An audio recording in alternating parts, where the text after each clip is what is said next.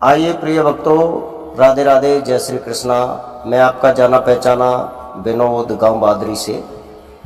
भक्तों, देहाती अनमोल कहानी यूट्यूब चैनल के सौजन्य से आज आपको देने जा रहे हैं बहुत सुंदर कथा, ध्रुव का तपस्या भंग करना राजा इंद्र के द्वारा। तो मैंने 5वें वॉल्यूम में बताया था कि ध्रुव सबसे पहले समाधि लगाते हैं 5 दिन की, और 5 दिन की समाधि लगाने के बाद में जब 5 दिन बाद समाधि खुलती है तो उन्होंने देखा कालिंदी नदी के किनारे पे एक कैत का वृक्ष खड़ा है, उसी के नीचे वो समाधि लगाए हुए हैं। तो उन्होंने आंखें खोली और देखा उन्होंने कि एक कैत पका हुआ पड़ा है, लेकिन उन्होंने कैत उठाया और कैत का जो वृक्ष था उसकी पिंडी से मारा, उसका गूदा निकाला और 2 अंजुल पानी पी के फिर ध्रुव खड़े हो गए। अब ध्रुव की समाधि जारी है 25 दिन के लिए। अब ध्रुव 25 दिन की समाधि में लीन हो जाते हैं। 25 दिन बाद जब समाधि खुलती है तो उन्होंने नज़र उठा करके देखा कैत भी पका हुआ है, लेकिन कैत नहीं उठाया। कैत के जो पत्ते थे वो उठाई और वो उठा करके उन्होंने अपनी हथेली पर रगड़ने के बाद में फंकी लगा ली और 2 अंजुल पानी पी करके ध्रुव खड़े हो गए। अब ध्रुव खड़े हो जाते हैं। अब इनकी समाधि जाती है 5 महीना के लिए। जब 5 महीना के लिए समाधि जारी है तो इनको लगभग व्यतीत हो गई, हमारे शास्त्र हिंदू धर्म के बताते हैं 4 महीना 28 दिन। 4 महीना 28 दिन समाधि को हो गए लगे हुए। इधर राजा इंद्र का इंद्रासन हिलने लगा है। भक्तों, एक बात और बताऊं, जब कोई दान पुण्य यज्ञ करता है तो राजा इंद्र पे असर क्यों पड़ता है? मैंने आपसे वादा किया था, मैं ये बताऊंगा 6वें वॉल्यूम में कि राजा इंद्र क्या है। राजा इंद्र उसे कहते हैं मां के पेट से जन्म नहीं लेता, जो 1 से 1 यज्ञ निर्विघ्न, जिसमें विघ्न ना पड़ा हो, 1 से 1 यज्ञ बिना विघ्न के पूर्ण कर लेता है, उसे राजा इंद्र का इंद्रासन मिल जाता है। जैसे कि भारत का प्रधानमंत्री, अब इस समय हमारे देश के प्रधानमंत्री हैं, प्राइम मिनिस्टर हैं आदरणीय श्री नरेंद्र मोदी। इनकी सीटें, इनके सांसद ज्यादा जीत करके जब दिल्ली में पहुंचे तो यही प्रधानमंत्री हो गए। इससे पहले थे मनमोहन सिंह, जब उनका समर्थन ज्यादा था तो वो प्रधानमंत्री हो गए। जैसे कि मुख्यमंत्री सीएम, चीफ मिनिस्टर, और चीफ मिनिस्टर वही बन जाता है जिसके विधायक ज्यादा होते हैं। ऐसे ही राजा इंद्र वो बन जाता है जिसके यज्ञ बिना विघ्न के पूर्ण हो जाती हैं। 1 से 1 यज्ञ करने के बाद में जो बिना विघ्न के पूर्ण कर लेता उसे कहते हैं, वो हो जाता है इंद्र के इंद्रासन का अधिकारी, उसे राजा इंद्र कहते हैं। अब राजा इंद्र को यह मालूम पड़ा कि 5 वर्ष का बच्चा 5.5 वर्ष का होने के लिए जा रहा है, और उसने अगर ये अपनी तपस्या पूर्ण कर ली तो मेरा इंद्रासन चला जाएगा। भक्तों, अब राजा इंद्र ने सोचा कि किसी तरीका से इतना छोटा बच्चा और इस तरह से यज्ञ पूर्ण कर लेता है तो मेरा इंद्रासन निश्चित जाना है।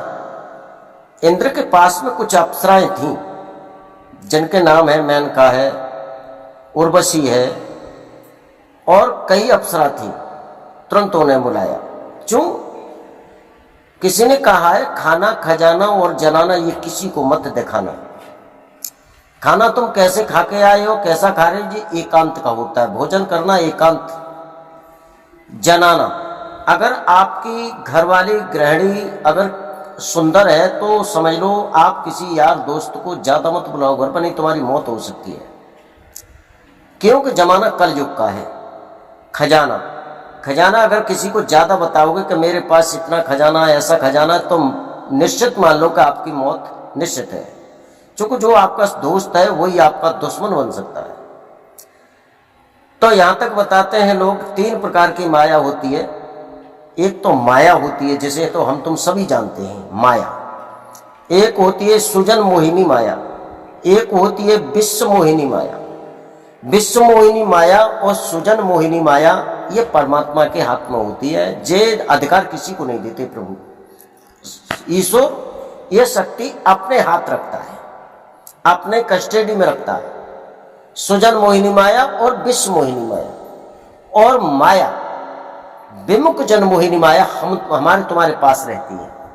जैसे कोई लड़की की शादी के लिए लड़का तलाशने के लिए जाता है तो वो सुजन मोहिनी माया का प्रकोप उस लड़का के ऊपर होता है जिससे लड़की की शादी हो, तभी तो सुंदर लगता है।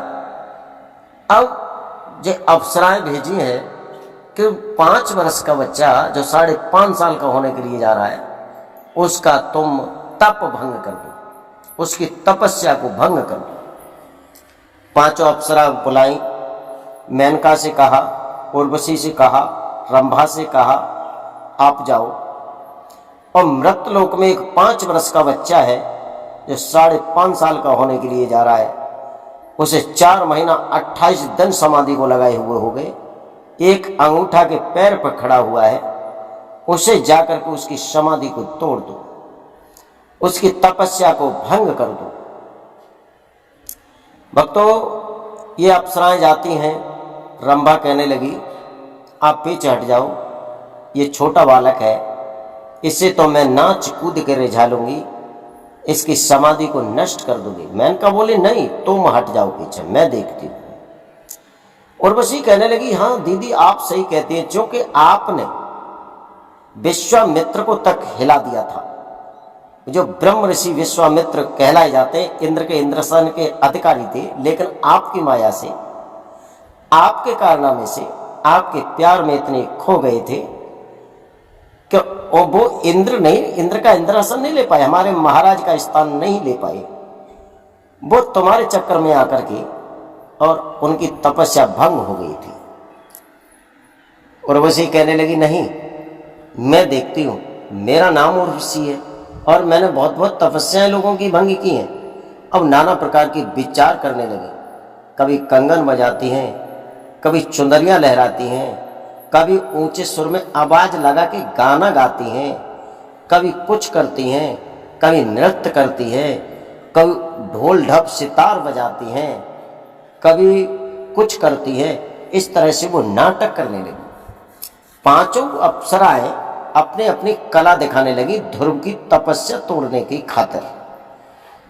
लेकिन भक्तों, किसी कवि ने लिखा है, मैंने पहले एक बोलियों में दिया है कि प्रभु प्रेमी का तलवार नहीं कुछ कर सकती, प्रभु प्रेमी का तकरार नहीं कुछ कर सकती, प्रभु प्रेमी का मझधार नहीं कुछ कर सकती। प्रभु का जो प्रेमी है उसका कोई नहीं कुछ कर सकता है। प्रभु का जो प्रेमी है दुनिया का ताप नहीं तपा सकता, उसे कहते हैं प्रभु का प्रेमी और भक्त। भक्तों, आप लोग सोच रहे होंगे क्या विनोद तुम जो वीडियो डालते हैं, और भक्तों मैं भी चाहता हूं कि आप मेरे से संपर्क करें, मुझसे सत्संग करें। और मेरा नंबर है, मैं नंबर देता हूं अपना, मेरा नंबर है 9548 770 762। इस पे आकर के हम मिलेंगे आपसे और हमसे आप बात करें, और मैं भी चाहता हूं कि आप मुझसे बातें करें।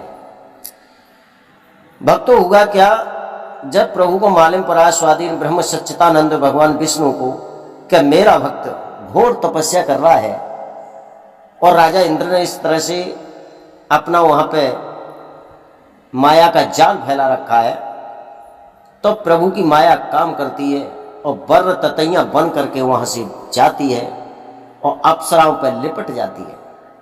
अप्सरा वहां से भाग जाती हैं, लेकिन ध्रुव का मोह और ध्रुव की तपस्या को भंग नहीं कर पाती। जब तपस्या भंग नहीं हो पाती है, इधर भगवान विष्णु क्षीर सागर में कहते हैं अपने पार्षदों से हाथी को सजाओ और आज हमें मृतलोक में जाना है। अयोध्या के निकट एक जंगल में मेरा एक छोटा सा भक्त है, जो 5.5 साल का होने के लिए जा रहा है, विशेष तपस्या में लीन है, आज हम उसे दर्शन देंगे और अपनी गोद में लेंगे। ऐरापत हाथी पर बैठ करके भगवान कमलेश वहां से चले हैं। जहां ध्रुव तपस्या कर रहे हैं वहीं आ जाते हैं और ध्रुव के कान में आकर के सनेश से आवाज देते हैं, ध्रुव आंखें खोलो, ध्रुव आंखें खोलो, ध्रुव आंखें खोलो। लेकिन ध्रुव तो नहीं थे अपने शरीर में, उनका ध्यान, उनका मन और उनकी जो आत्मा भगवान विष्णु के चरणों में लीन थी। ध्रुव को कोई पता नहीं था। जब भगवान विष्णु ने सोचा कि मैं इतनी आवाज देता हूं तब भी ये बच्चा मुझे आवाज नहीं देता, आखिर इसका ध्यान केंद्रित कहां है। जब उन्होंने अपनी माया से देखा तो प्रभु के हृदय में ही ध्रुव बैठे हैं। भगवान ने अपने हृदय से ध्रुव को बाहर निकाला। जब ध्रुव अपने शरीर में प्रकट हुए तो इस तरह से परमात्मा की चरणों में गिरे जैसे कोने में से लाठी गिरती है। जब गिरने को हुए तो भगवान कमलेश ने तुरंत ही हाथ लगा लिए, नहीं पुत्र, गिरना नहीं, जब मैं मौजूद हूं तो मैं जमीन पर गिरने नहीं दूंगा। और भक्तों एक बात बताऊं, जो भगवान का प्यारा हो जाता है, जो परमात्मा के पीछे लग जाता है, जो परमात्मा पे विश्वास करता है, मैं दावे से कहता हूं इस बात को कि कभी भी परमात्मा उसे जमीन पर गिरने नहीं देते, लोगों की नजरों के सामने गिरने नहीं देते, वो अपनी गोद में ले लेते हैं। जैसे ध्रुव को अपनी बाहों में ले लिया। ध्रुव की आंखें खुलती हैं। ध्रुव ने देखा चतुर्भुजी रूप बना करके भगवान सामने खड़े हैं। आह, ध्रुव बड़े गदगद हो गए, आंखों में से आंसू निकले। भगवान कमलेश ने अपने दुपट्टा से ध्रुव के आंसू पोंछे हैं और आंसू पोंछने के बाद में ध्रुव को अपनी गोद में ले लिया और कहा, पुत्र वरदान मांगो, तुम क्या मांगना चाहते हो।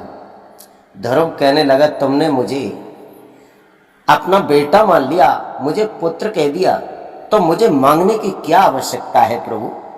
आप मेरे पिता, मैं आपका पुत्र, तो सारा सर्वस्व अधिकार आपका जो है वो मेरा अधिकार आपके ऊपर है। जब मैं चाहूंगा तब ले सकता हूं, सब कुछ आपका मेरे लिए है, मैं क्या मांगूंगा, मैं कुछ नहीं मांगता। प्रभु ने अपनी गोद में ध्रुव को उठा लिया और राजा इंद्र को बुलाया।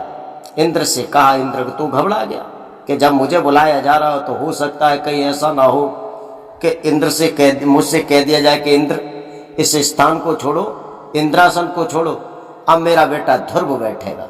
लेकिन ध्रुव प्रभु की आवाज सुनते ही वहां पे पहुंचा। विचार तो मन में करता हुआ राजा इंद्र जा रहे हैं। देवादेव इंद्र जब पहुंचे हैं, सोच रहे, बार बार डर रहे कहीं ये ना कह दें कि आप अपने इंद्रासन को छोड़ो, मेरा 5.5 वर्ष का बहुत अच्छा भक्त है, अब इस पे बैठेगा।